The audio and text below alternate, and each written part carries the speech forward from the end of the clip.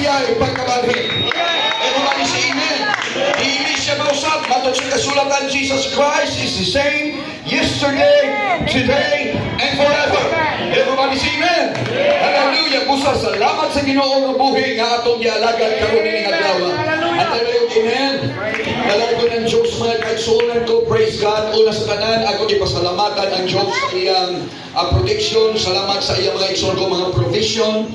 Salamat sa Diyos nga maayo ang pagbiyahe isang kagabi sa among pagbiyahe, praise the Lord. Niabot mi dinhi mga igsoon ko, siguro mga alas 10 na ito kagabi. Doon kaya doon na pa tayo mga buluhaton kagahapon sa tibok na adlaw. Kini mga Bisaya, sir. Kanang binisay na usay, mo ito sulusan, masaktan ba? Usay, murag dili tayo na itong matuhog kung usay mo tipasakot, kaya usay na mga binisaya na matupanan, lawang mo naman po kayo. Mauna natin English yun, ang masayo masaktan. Eh, namin ko ba hindi kayo makasabot kung binisaya, pero English yun dali, binisaya, kaya makoday na. Everybody say praise the Lord. Eh, kita, basta magkalisod na ta, mag-English na naman na yun ta. Hallelujah. Everybody say praise the Lord. Ako na akong naobserbahan. Ako naging kayo na. Kinitaw, basta kita na tao. Lagi pa kita mga yano, mga tao. Pag magka-English kayo, ganita, di na nabasa-basa. Ang pagkamaayo sa Diyos ay naa sa matag tuwing. Hallelujah. Everybody say amen. Every year is crowned with God's goodness. So when we start a year, we started in the goodness of God.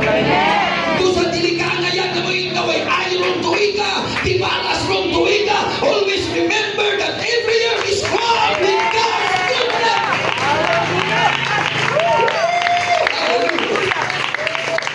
At inagpalayo siya, and your paths, ang ibong dalan, ang ibong mga lagianan, drip.